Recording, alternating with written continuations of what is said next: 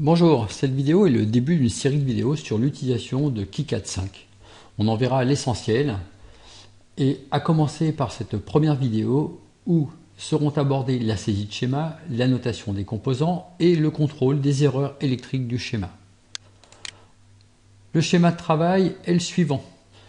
Il s'agit d'un détecteur de présence pour train miniature qui utilise le principe de la barrière infrarouge. Alors je ne vais pas détailler le principe de la détection infrarouge.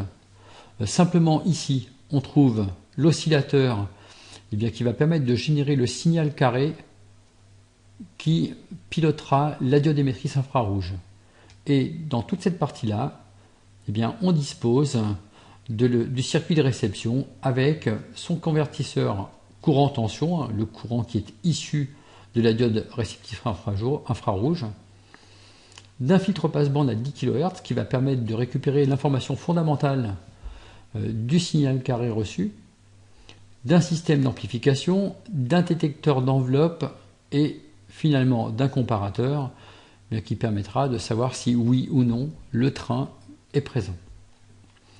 En haut, on trouve une dernière partie et cette dernière partie, c'est celle qui gère les différents éléments d'alimentation, en particulier son connecteur et les capacités de découplage.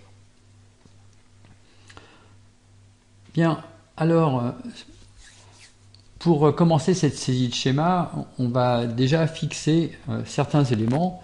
Et ici, ce que je vous propose, c'est le nom des différents composants tels qu'on les trouvera dans le logiciel au moment de la saisie de schéma. Donc, l'ensemble des résistances présentes ici, par exemple, s'appelleront R_US dans le logiciel. Et on en trouve à différents endroits comme ceci. On a également des symboles un peu particuliers qui définissent des équipotentiels. Alors, une équipotentielle, je vous rappelle, c'est un signal, ce sont des signaux qui ont tous le même potentiel. Ça concerne les signaux qui ont le même potentiel. Et on a dans ce circuit trois équipotentiels, donc VEE, donc équipotentiel d'alimentation, GND et VCC. Pour chacune de ces équipotentiels correspondant à des alimentations, on a un symbole correspondant. Donc ici un petit rond pour VEE, un triangle pour identifier la masse et un rond ici pour identifier VCC. Alors ce qui est important, c'est de remarquer une chose, c'est qu'à partir du moment où on dispose ici d'un nom d'équipotentiel, d'un symbole d'équipotentiel, tous les éléments qui ont le même nom sont reliés électriquement ensemble, puisqu'on parle bien d'équipotentiel. Donc c'est ce que je symbolise ici, avec ce trait en pointillé qui montre bien que le VCC ici, donc cet élément-là, est relié électriquement avec celui-ci. Bon, l'objectif il est simple, c'est d'avoir un schéma qui soit clair, en évitant d'avoir des fils qui courent partout sur le schéma pour pouvoir relier les différentes alimentations. On peut disposer du même processus consistant à assurer des liaisons entre des parties du schéma sans avoir à dessiner de fil en plaçant un label sur un fil. Donc par exemple ici, il a été placé un label VAST sur le fil de sortie de ce composant et on retrouve plus loin ce même label VAST sur un autre fil. Le nom étant le même, il existe une connexion électrique entre ces deux fils. Donc on fait une liaison par l'intermédiaire d'un nom de fil et à nouveau ça permet d'avoir un schéma plus clair. On va tout de suite s'intéresser à la saisie de schéma avec KiCad et pour ça on va lancer le logiciel KiCad. Donc ce logiciel KiCad, vous l'avez ici ou à un autre endroit sur votre ordinateur. Donc je vais le mettre en plein écran. Et puis tout de suite, on va créer un nouveau projet.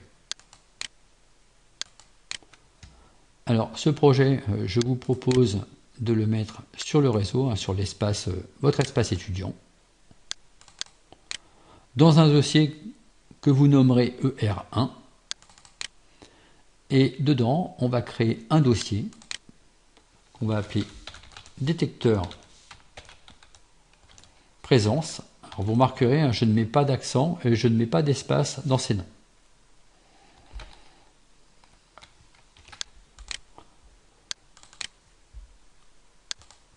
Et le projet, on va le nommer de la même façon, donc sans accent et sans espace. Voilà, on a donc un squelette de projet. Ce squelette de projet, ici dans l'application KiCad, eh bien, il nous propose d'ores et déjà deux fichiers, donc un fichier .sch pour le schéma, un fichier .kicad_pcb pour le dessin du circuit imprimé. Alors tout de suite, je vais ouvrir le schéma. Alors à la première exécution sur un ordinateur de l'IUT, le logiciel va vous proposer la création des bibliothèques de librairie. Et je vous conseille d'utiliser le choix recommandé. Bien, donc voici le logiciel de schématique qui s'ouvre. Pareil, je le mets en plein écran. J'utilise la molette de la souris pour effectuer un zoom. Et donc, on observe une page vierge avec simplement un cartouche dans cette page. Ce cartouche, il est important. Il nous renseigne sur ce que contient le schéma. On va donc ajuster ses propriétés. Alors, soit avec l'outil qui se trouve ici, soit en allant dans un des menus, ici, fichier, ajustage, page. D'une façon générale, les différents outils qu'on voit apparaître existent également dans des menus. Je vais reporter la date du jour. Un numéro de révision, ça correspond en fait à un numéro de version. Il s'agit ici de la version 1.0 pour nous. Un titre, eh bien c'est le détecteur de présence. On peut préciser que c'est pour le train de miniature. Une société, eh bien par exemple pour nous, l'IUT de Nantes, département GE2I. Vous pouvez ajouter votre nom dans un des commentaires ici, hein, ça nous permettra de repérer au moment de l'impression le document, enfin à qui appartient le document. Donc voilà pour le cartouche. Alors maintenant, eh bien, on va s'intéresser à la saisie de schéma. Cette saisie de schéma, c'est donc la saisie de ce schéma-là. Alors beaucoup d'éléments sur ce schéma, on va voir que ce n'est pas si difficile que ça. Moi, je vais m'intéresser dans cette partie-là à la saisie de toute la partie concernant l'alimentation. Donc cette alimentation, eh bien, ça commence ici par un connecteur d'alimentation. Ce connecteur, il a un nom dans les bibliothèques du logiciel, il s'appelle con_01x03. Allez, c'est parti, on place cet élément. Ici, on a un outil qui nous permet de placer un symbole. On le retrouve également dans les outils ici. Dans placer ici, symbole.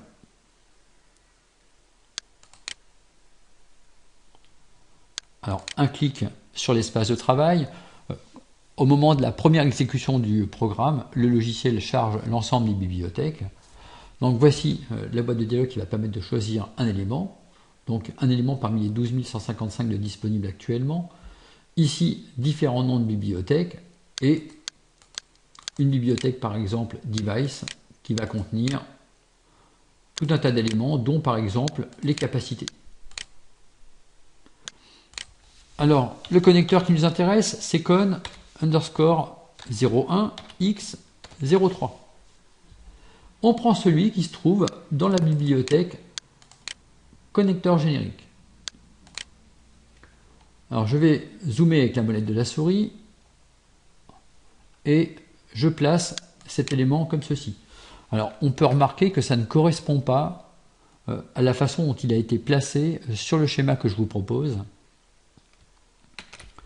On va donc utiliser l'édition de ce composant bien, pour le déplacer, le faire tourner, effectuer des miroirs verticaux ou horizontaux. Et pour ça, il suffit, lorsque l'on est placé sur le composant, d'effectuer un clic droit de la souris pour ouvrir le menu contextuel.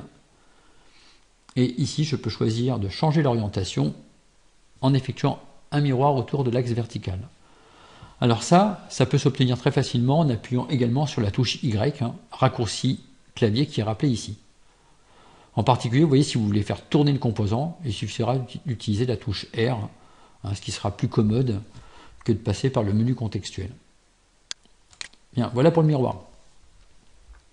Bien, ce composant, il possède déjà deux champs caractéristiques qui apparaissent à l'écran, J, point d'interrogation, et con underscore 01x03.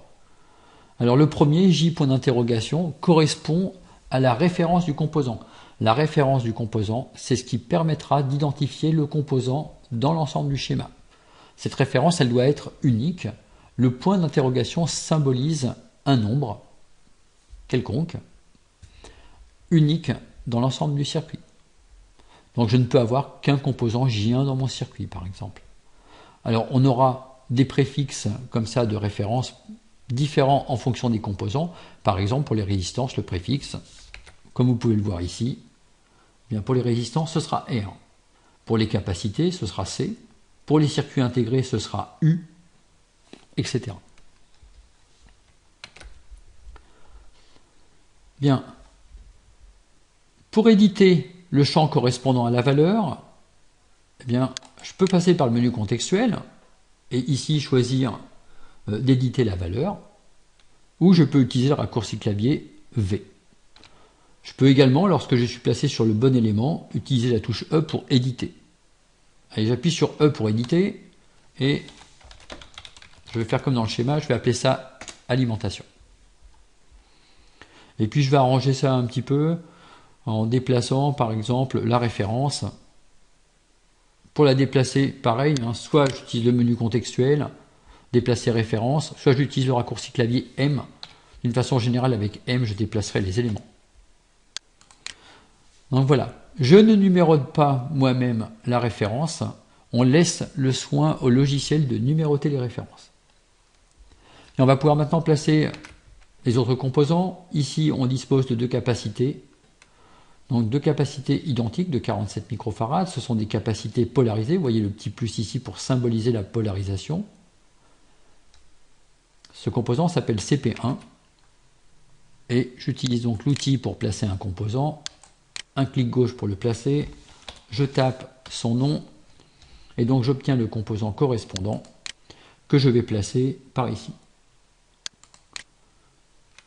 Alors ce composant, il a une valeur, et moi je vous conseille systématiquement de saisir la valeur des composants chaque fois que vous mettez un nouveau composant. Donc cette valeur c'est 47 micros, 47U. En général, on n'utilise pas le symbole micro, mais on utilise plutôt le U pour les microfarads. Bien, alors maintenant ce composant, puisque j'en ai un second ici symétriquement, je vais en faire un copier-coller. Pour le copier-coller, plusieurs façons de procéder, soit le menu contextuel, et puis là on choisit de le copier ou de le dupliquer avec la touche C pour le raccourci clavier. Et on le place symétriquement par rapport à l'autre pour avoir quelque chose de propre sur le schéma final. Alors je procède de la même façon et je vais placer une autre capacité, cette fois-ci non polarisée, qui s'appelle C. Donc capacité C. Allez, on va mettre en parallèle de la précédente. On édite sa valeur. Alors V par exemple pour valeur. Et on lui donne la valeur de 100 nanofarads. Et puis pareil, on va copier avec le raccourci C cette capacité. Allez, on revient au modèle. Donc voilà un petit peu où on en est. Alors on va commencer par tracer les fils qui permettent de relier les différents éléments entre eux. Alors pour tracer un fil, eh bien, on dispose ici d'un outil, placer un fil. Le raccourci clavier correspondant, c'est W. Alors, on effectue un clic.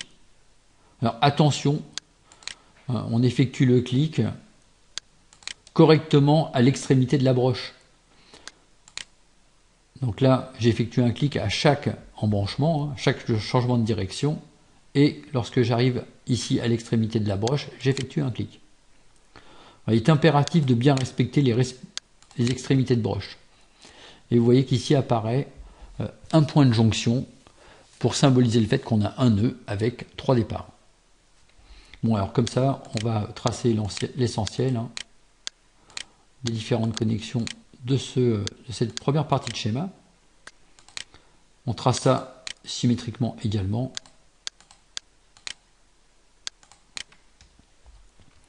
Bien, on poursuit. Alors si on poursuit, ce qu'on voit apparaître, c'est ici un symbole un petit peu particulier. Alors si on regarde, la référence c'est TL082 et il y a marqué au-dessus U1C. Alors cet élément-là correspond au broche d'alimentation du circuit intégré qui se trouve là. Ce circuit intégré, il est composé de différentes parties. C'est la raison pour laquelle on voit apparaître U1A, U1B et U1C ici. En fait, dans ce composant U1, il y a 3 sous-parties. Et ces sous-parties peuvent être sélectionnées séparément en fonction de nos besoins lorsqu'on dessine le schéma. Je vais tout de suite aller chercher un TL082.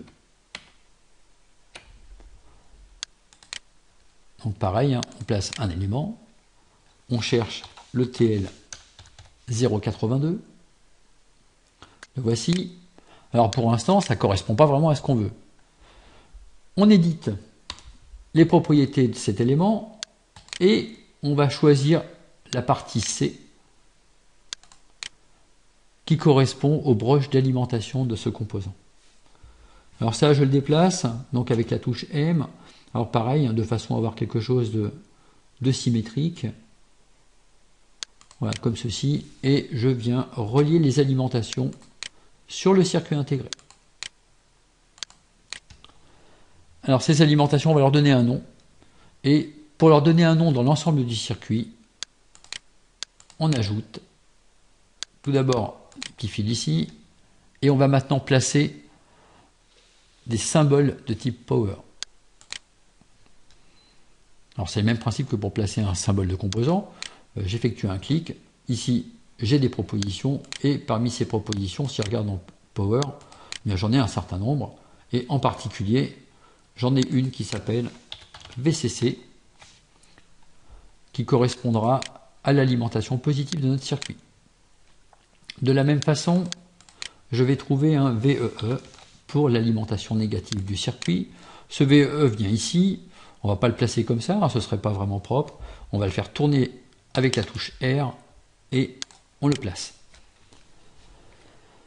Alors par la suite, on verra que si on ne veut pas avoir d'erreur électrique, on aura besoin de placer un symbole particulier qui s'appelle Power Flag.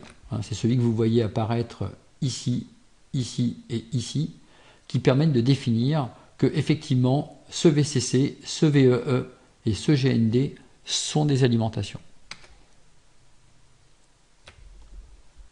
Donc je place Power Flag, PWR, flag, donc comme ceci, et j'en copie donc d'autres instances pour pouvoir les placer aux différents endroits où on en a besoin. Donc la touche C pour copier. Alors l'autre, je vais le réserver en le mettant un petit peu par ici. Et W pour tracer les fils.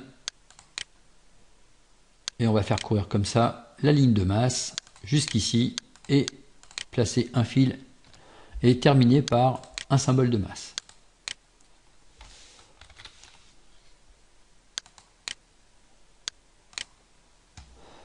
Donc voilà, on a fait la première partie de ce circuit. Alors on peut ajouter d'autres éléments encore. Maintenant des éléments d'information, par exemple du texte, pour identifier cette section du circuit. Et donc, on va placer le texte alimentation au-dessus de cette partie du circuit. Donc, on vérifie le travail. On a donc tracé toutes ces parties-là avec les repères d'alimentation. Alors, on aurait pu ajouter également ce commentaire qui concerne le circuit intégré. On l'ajoute également donc avec cet outil-là qui nous permet de placer donc des commentaires. Hop.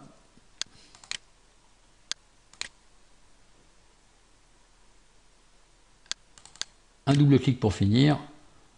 Je copie le texte. Bon, on va directement choisir l'outil de texte et on va préciser que cette partie-là concerne l'alimentation et le découplage de U1.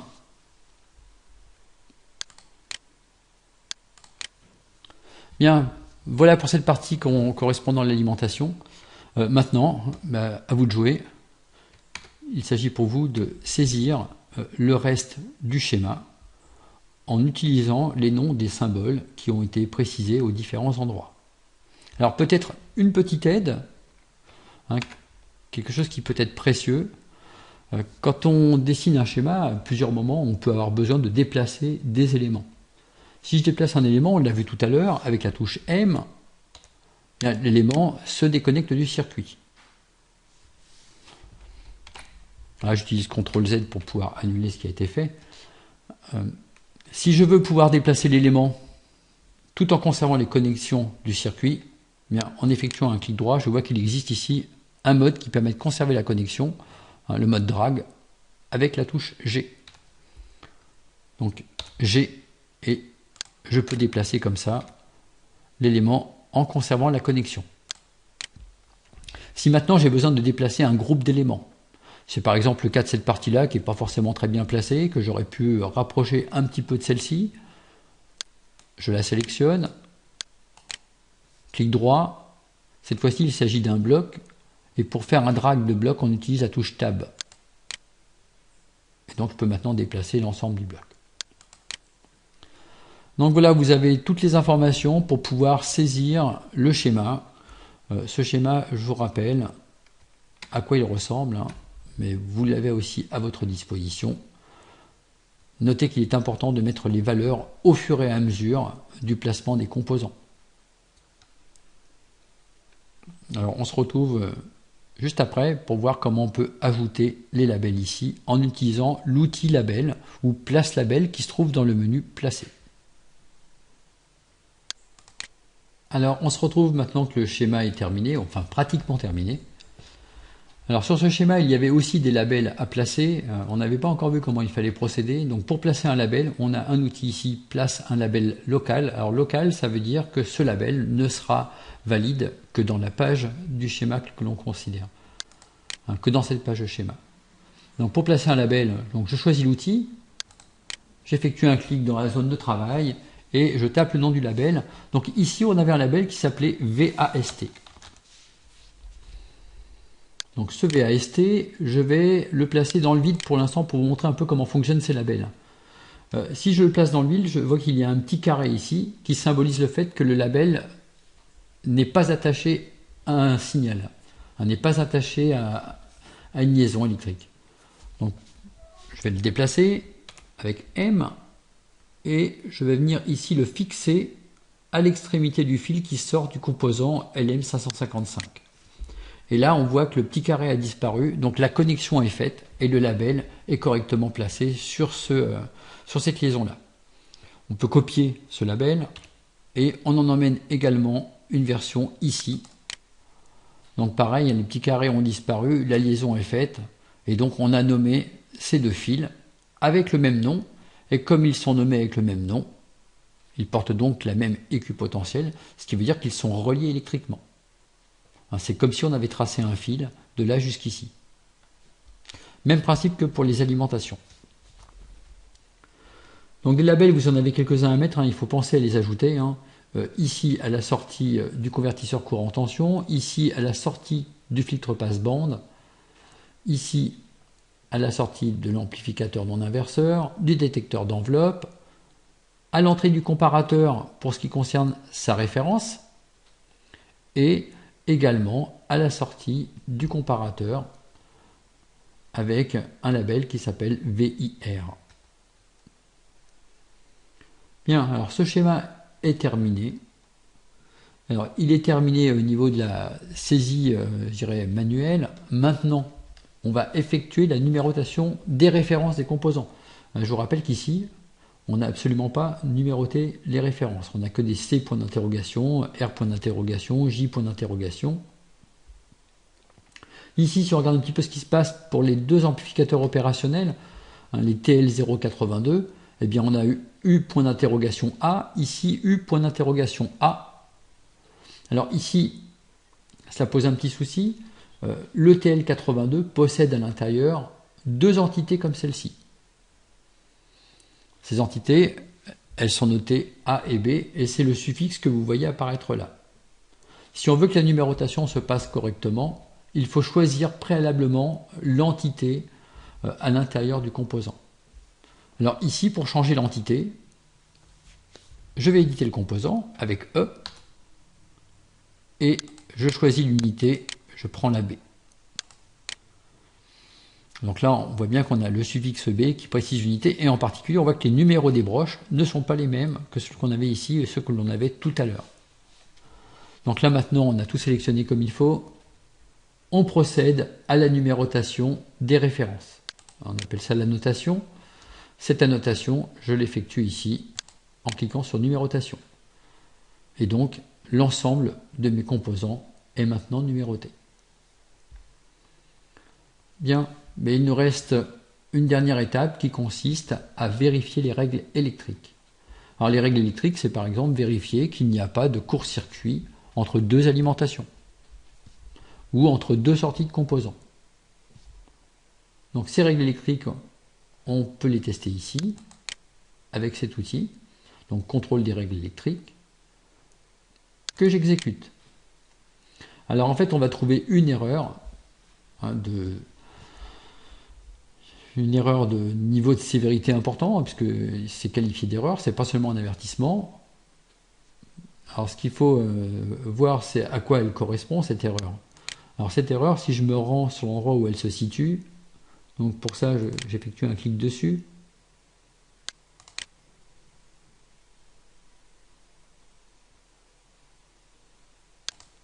Donc je reviens un tout petit peu en arrière.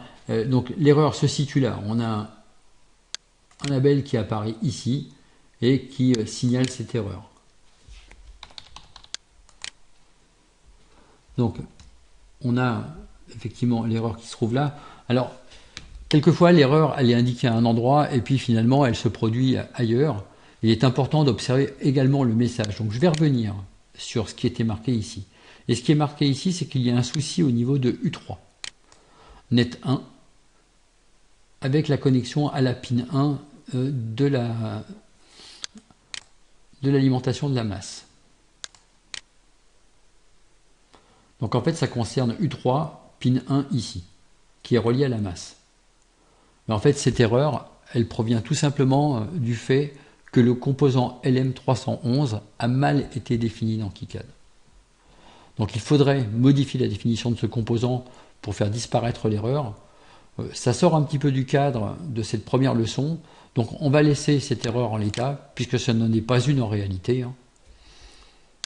Et on poursuivra avec maintenant l'association des empreintes pour pouvoir dessiner le circuit imprimé. Donc c'est la fin de cette première étape qui consistait à effectuer la saisie du schéma.